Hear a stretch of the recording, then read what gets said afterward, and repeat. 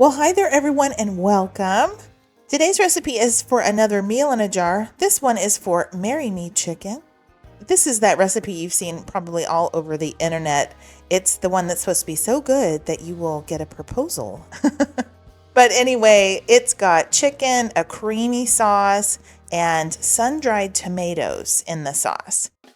I decided I would put some Thrive Life broccoli in my recipe because I love Thrive Life broccoli. But my husband immediately said, "No, honey, no. You will not get a proposal if your dish includes broccoli." So he was cracking me up about it. He was like, "You might be able to date for a little while, but not a proposal with the broccoli." So anyway, the broccoli is optional. We're going to put some yummy seasonings in there as well as some heavy cream powder. This dish is typically served over mashed potatoes or rice or noodles or something. I am going to make up a jar of the mashed potatoes to go alongside it. Of course, that's optional as well. So let me show you how I put this together. I'm going to start with a quart-sized jar because I wanted 3 servings. Into that quart-sized jar, you can add 1.5 cups of chicken. Now, I use the sliced chicken, but you could use the chicken dices if you prefer. There's that optional broccoli. So once again, don't include it if you actually want a proposal. Okay, and to that, we're going to add some onions and some garlic. We're just building flavors in the sauce here. 1/4 cup of bechamel sauce is not going to only help make this a creamy sauce, but it will also help to thicken up that sauce. Also, we're going to add some chicken bouillon, salt and pepper, and I would go easy on the salt, not too much salt because some of the other ingredients are salty, including the Parmesan and the chicken bouillon. And then just several spices to give this some flavor. I put too much of that red pepper flake in there, y'all. Mine was too spicy actually, so I'm going to suggest 1/4 teaspoon instead of 1/2 teaspoon. That's what I had put in mine. I like to keep the Parmesan separate and add it in towards the end. So that's a little baggie of Parm.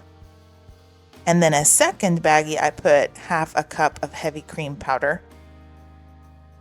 I'm going to combine that with water, make it into heavy cream, and add it at the end.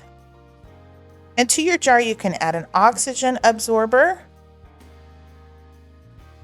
All right, into a second jar, a pint-sized jar, I'm going to make some mashed potatoes. Okay, and I'm going to add several things to these mashed potato flakes to make them taste good. Just to be honest with y'all, the mashed potato flakes on their own are not good. They don't taste good. Like potatoes, plain potatoes, I don't think they're good. But if you add sour cream and butter and milk and chives and salt and pepper and whatever you want to put in there, then they're good. So I do like to dress up the instant mashed potato flakes. I think it's much better with some flavor added. All right, and this is what you could store on your pantry shelf. And of course, the recipe includes sun-dried tomatoes. So either get a bag of sun-dried tomatoes like I found there at Walmart, or they also sell those in jars. So either one would work. The jars are in some kind of oil, so those are good as well. Either one is shelf stable. And when you're ready to prepare this, just go ahead and get out a large skillet. And first thing I like to do is to go ahead and pour that 1/2 cup of heavy cream powder into 1/2 cup of water and then blend it. I think that helps make sure that there are just no lumps in your heavy cream.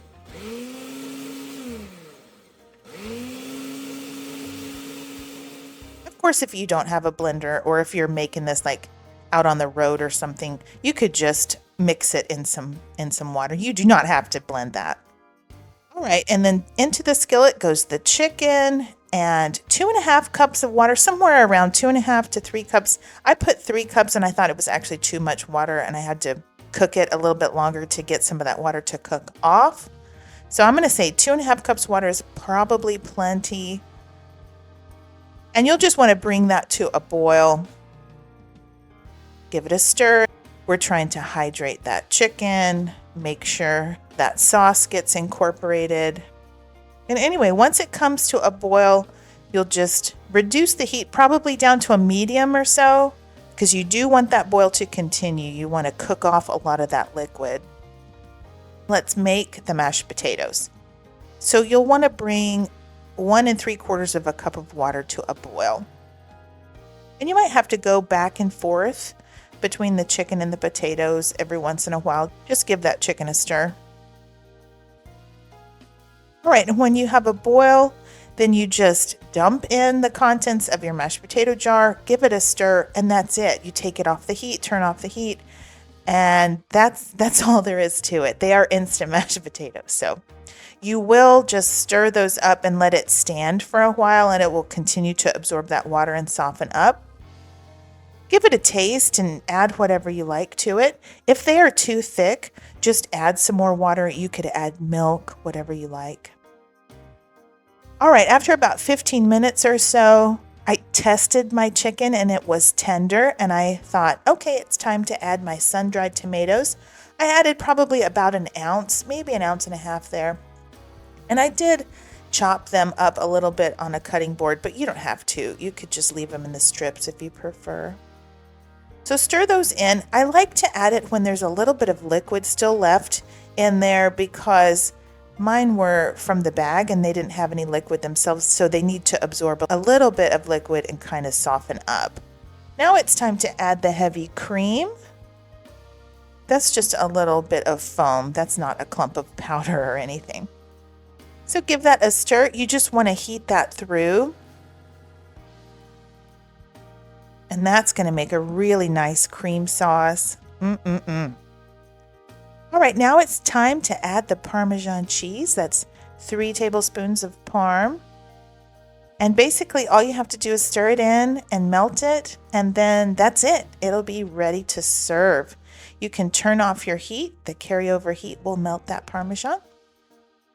And then as it stands, it will thicken even more. So this is what you're looking for, about like that consistency. You want some sauce for sure, but not too much liquid.